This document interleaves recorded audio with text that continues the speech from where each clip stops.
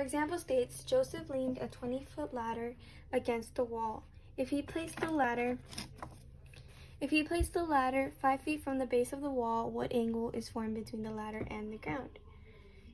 So if you have a 20-foot ladder against a wall, we would be using this line to represent the wall and this line to represent the 20-foot ladder.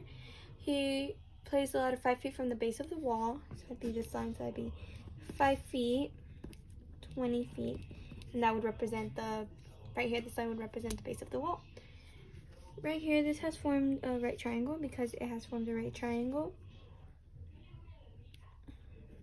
That would go like that, and that would make it a hypotenuse. That would make this length a hypotenuse.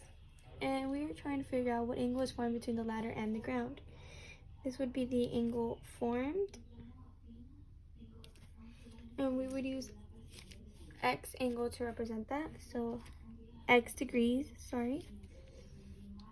making this over here the opposite, and this would be the adjacent. We would be using cosine for this equation.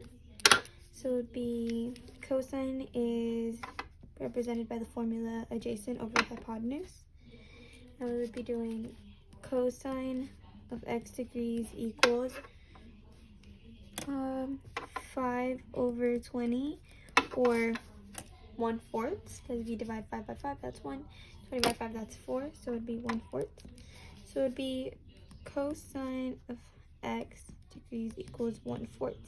Now, when you're trying to figure out the unknown measurement of an angle, you have to use -1 to do it. So you have to do cosine of -1,